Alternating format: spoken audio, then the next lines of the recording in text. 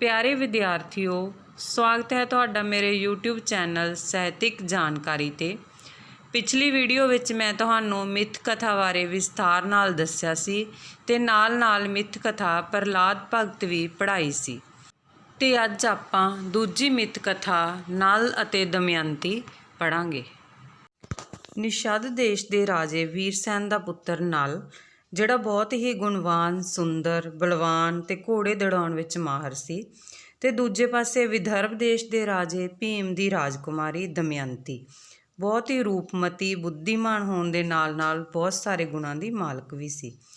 ਨਲ ਤੇ ਦਮਯੰਤੀ ਆਪਣੇ ਗੁਣਾਂ ਕਰਕੇ ਛੇਤੀ ਹੀ ਪ੍ਰਸਿੱਧ ਹੋ ਗਏ ਸਾਰੀ ਦੁਨੀਆ ਦੇ ਵਿੱਚ, ਤੇ ਉਹ ਵੀ ਇੱਕ ਦੂਜੇ ਨੂੰ ਉਹਨਾਂ ਨੂੰ ਇੱਕ ਦੂਜੇ ਦੀ ਵਡਿਆਈ ਦਾ ਪਤਾ ਲੱਗਾ, ਤੇ ਇਸ ਕਰਕੇ ਉਹ ਬਿਨਾਂ ਮਿਲੇ ਹੀ ਹੌਲੀ ਇੱਕ ਦੂਜੇ ਦੇ ਨਾਲ ਉਹ ਲਗਾਓ ਮਹਿਸੂਸ ਕਰਨ ਲੱਗੇ। ਦਮਯੰਤੀ ਦੇ ਜਵਾਨ ਹੋਣ ਤੇ ਉਸਦੇ ਪਿਤਾ ਨੇ ਉਸਦਾ ਵਿਆਹ ਕਰਨ ਲਈ ਇੱਕ ਸਵੰਬਰ ਕੀਤਾ, ਤੇ ਉਹਦੇ ਨਾਲ ਵਿਆਹ ਦੀ ਇੱਛਾ ਨਾਲ ਦੂਰੋਂ ਰਾਜੇ ਆਏ, ਰਾਜਕੁਮਾਰ ਆਏ, ਤੇ ਰਾਜਿਆਂ ਦਾ ਰੂਪ ਧਾਰਨ ਕਰਕੇ ਦੇਵਤੇ ਵੀ ਪਹੁੰਚੇ। ਪਰ ਦਮਯੰਤੀ ਮਨ ਵਿੱਚ ਨਲ ਨੂੰ ਆਪਣੇ ਪਤੀ ਵਜੋਂ ਸਵੀਕਾਰ ਕਰ ਚੁੱਕੀ ਸੀ। ਹੈਰਾਨੀ ਦੀ ਗੱਲ ਇਹ ਸੀ ਵੀ ਜਦੋਂ ਸਵੰਬਰ ਸਮੇਂ ਉਹ ਰਾਜੇ ਨਲ ਨੂੰ ਪਛਾਣਨ ਦੀ ਕੋਸ਼ਿਸ਼ ਕਰ ਰਹੀ ਸੀ ਤਾਂ ਉੱਥੇ ਇੱਕ ਨਹੀਂ ਕਈ ਨਾਲ ਰਾਜੇ ਉੱਥੇ ਬੈਠੇ ਉਸ ਨੂੰ ਦਿਖਾਈ ਦਿੱਤੇ।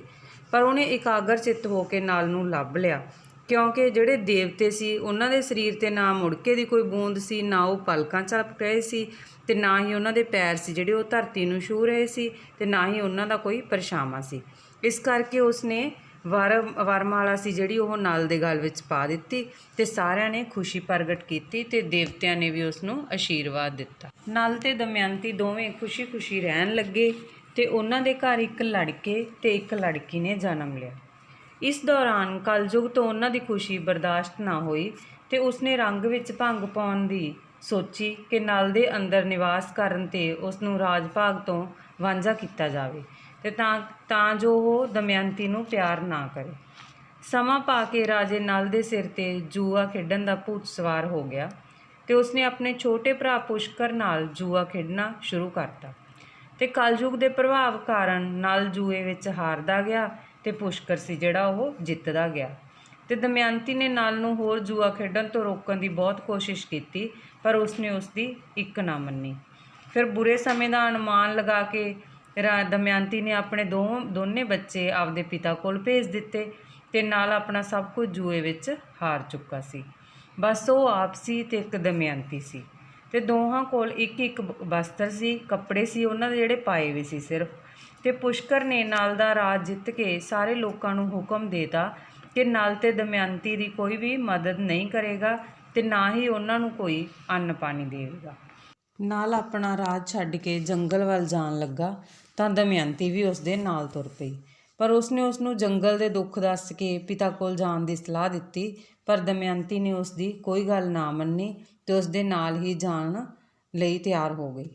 ਨਲ ਤੇ ਦਮਯੰਤੀ ਫਿਰ ਕਈ ਦਿਨਾਂ ਤੋਂ ਭੁੱਖੇ ਤੇ ਸਫ਼ਰ ਦੀ ਥਕਾਵਟ ਦੇ ਕਾਰਨ ਹਾਲੋਂ ਬੇਹਾਲ ਹੋ ਗਏ ਸੀ, ਤੇ ਇੱਕ ਸ਼ਾਮ ਉਹ ਇੱਕ ਧਰਮਸ਼ਾਲਾ ਦੇ ਨੇੜੇ ਠਹਿਰੇ ਹੋਏ ਸੀ ਕਿ ਥਕਾਵਟ ਕਾਰਨ ਦਮਯੰਤੀ ਘੂਕ ਸੌਂ ਗਈ, ਪਰ ਰਾਜਾ ਨਲ ਚਿੰਤਾ ਕਾਰਨ ਜਾਗ ਰਿਹਾ ਸੀ।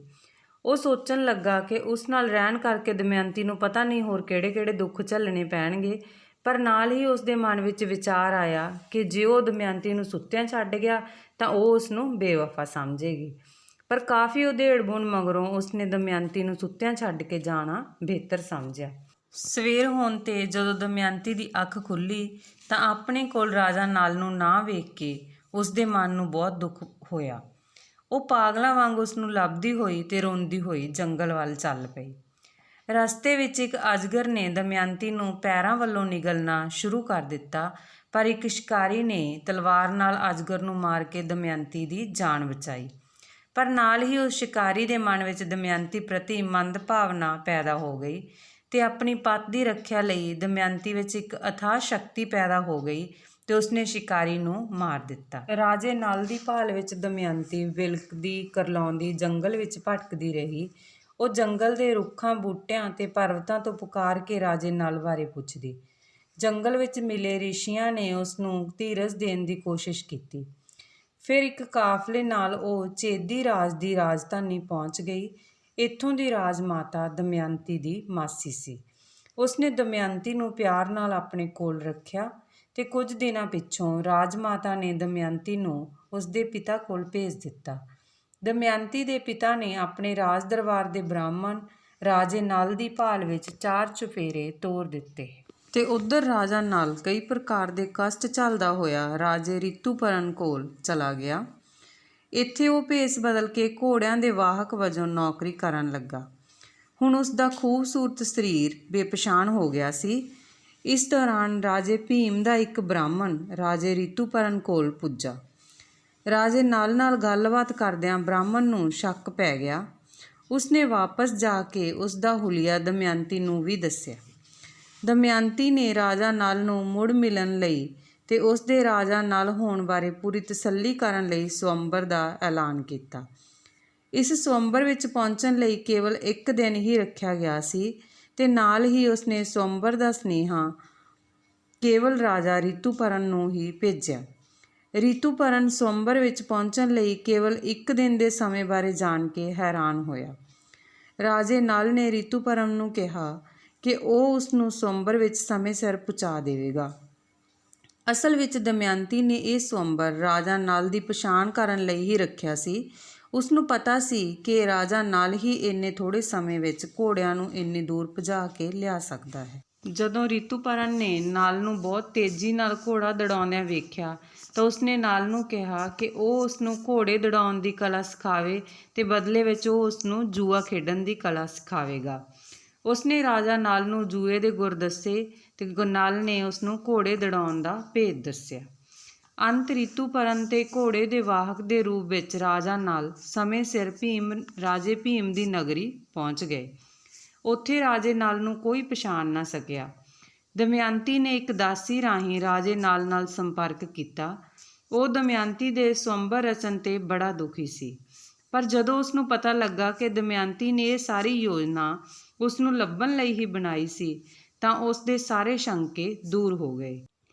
ਰਾਜਾ ਨਲ ਦੇ ਦਮਯੰਤੀ ਅਤੇ ਬੱਚਿਆਂ ਨੂੰ ਮਿਲ ਪੈਣ ਤੇ ਸਾਰੇ ਬੜੇ ਖੁਸ਼ ਹੋਏ ਤੇ ਕੁਝ ਸਮੇਂ ਪਿੱਛੋਂ ਰਾਜੇ ਨਲ ਨੇ ਆਪਣੇ ਭਰਾ ਪੁਸ਼ਕਰ ਨੂੰ ਕਿਹਾ ਕਿ ਉਹ ਮੁੜ ਜੂਆ ਖੇਡੇ ਉਸ ਦੇ ਨਾਲ ਤੇ ਜੂਏ ਦੀ ਨਵੀਂ ਸਿੱਖੀ ਕਲਾ ਨਾਲ ਉਸਨੇ ਨਾ ਕੇਵਲ ਪੁਸ਼ਕਰ ਤੋਂ ਆਪਣਾ ਰਾਜ ਮੁੜ ਜਿੱਤ ਲਿਆ, ਸਗੋਂ ਪੁਸ਼ਕਰ ਦਾ ਸਾਰਾ ਰਾਜ ਵੀ ਜਿੱਤ ਲਿਆ।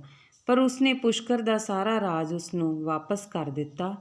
ਇਸ ਪਿੱਛੋਂ ਸਾਰੇ ਖੁਸ਼ੀ-ਖੁਸ਼ੀ ਰਹਿਣ ਲੱਗੇ। ਦਮਯੰਤੀ ਤੇ ਨਲ ਦਾ ਪਿਆਰ ਹੋਰ ਵੀ ਵੱਧ ਗਿਆ।